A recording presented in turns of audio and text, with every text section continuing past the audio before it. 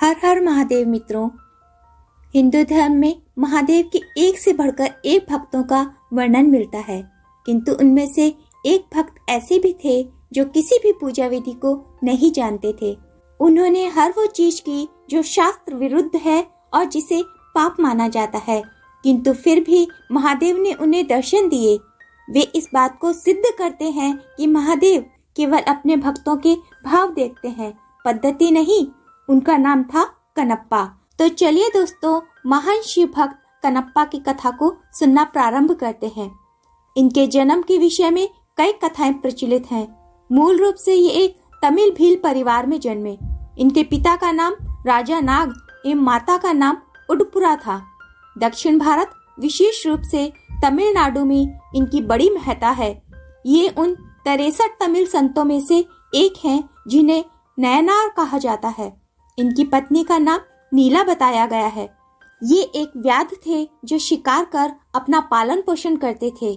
इनके जन्म के विषय में मान्यता है कि द्वापर युग में जब महादेव ने पांडुपुत्र अर्जुन की परीक्षा लेकर उन्हें पाशुपतास्त्र प्रदान किया, तब अर्जुन ने उनसे प्रार्थना की कि वे अगले जन्म में उनके महान भक्त बने। भगवान शंकर ने उन्हें ये आशीर्वाद दे दिया। कलयुग में अर्जुन ही कनप्पा के रूप में जन्मे और महादेव के अनन्य भक्त बने। एक बार कनप्पा आखेट करते हुए बहुत दूर जंगल में निकल आए। वहां उन्हें एक अत्यंत ही प्राचीन और जीर्ण मंदिर दिखा। जब वे उस मंदिर के अंदर पहुंचे तो उन्हें एक दिव्य शिवलिंग के दर्शन हुए। उसके दर्शन से ही कनप्पा के मन में शिव भक्ति का संचार हो गया। उन्होंने तुरंत ही उस मंदिर को साफ किया।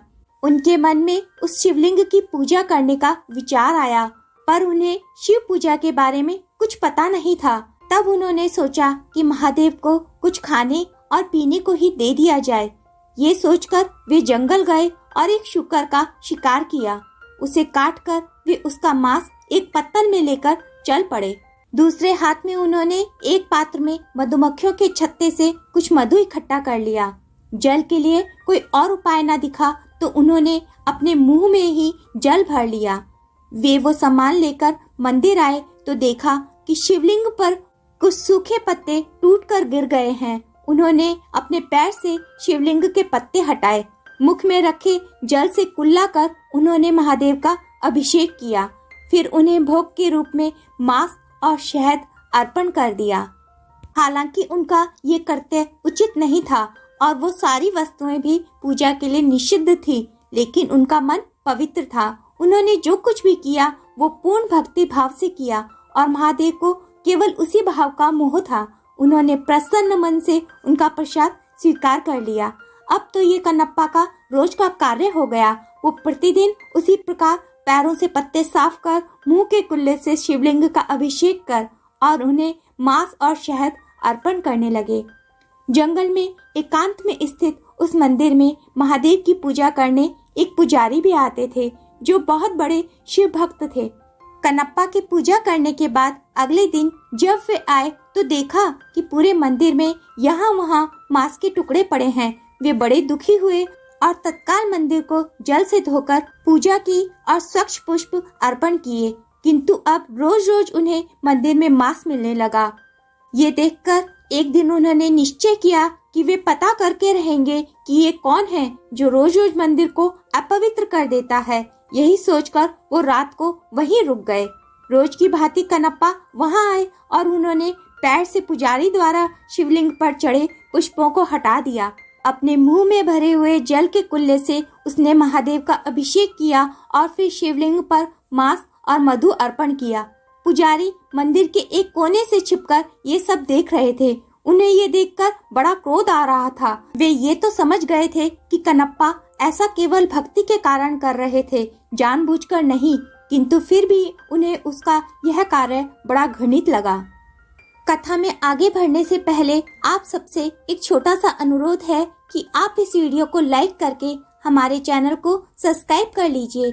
इसमें आपका तो कुछ सेकंड का समय ही लगेगा, लेकिन इससे हमारा चैनल जीवन गति पाएगा और सनातन के लिए किया जा रहा हमारा प्रयास अधिक से अधिक लोगों तक पहुंच सकेगा।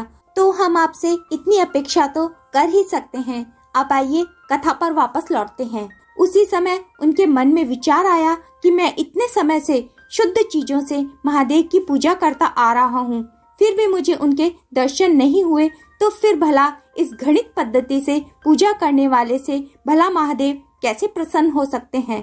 वे पुजारी भी महादेव के भक्त थे, इसलिए अपने भक्त का अभिमान भंग करने के लिए महादेव ने एक लीला रची।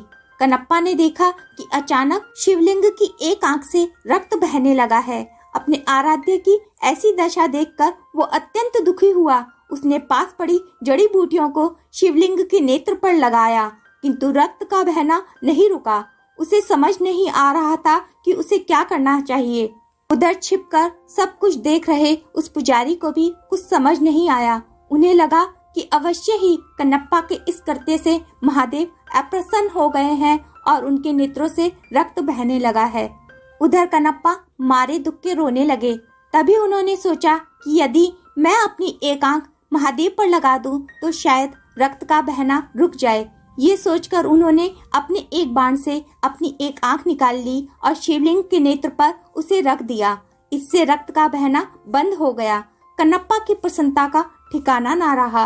तभी शिवलिंग के दूसरे नेत्र से रक्त निकलने लगा। अब तो कनप्पा को इसका उपचार मिल चुका था, इसलिए उसने अपने दूसरे नेत्र को भी निकालने का निश्चय कर लिया। लेकिन तब उसे ध्यान आया कि अगर उसने दूसरा नेत्र भी निकाल लिया तो वो कुछ देख नहीं पाएगा, फिर सही स्थान पर उस नेत्र को कैसे लगा पाएगा। ये सोचकर उसने अपने पैर का अंगूठा शिवलिंग के नेत्र पर रखा ताकि वो नेत्रहीन होकर भी अपने नेत्र को सही स्थान पर लगा पाए। फिर जैसे ही उसने अपने बाण से अपना नेत्र निकालने का प्रयत्न किया, महादेव ने स्वयं प्रकट होकर उसका हाथ पकड़ लिया।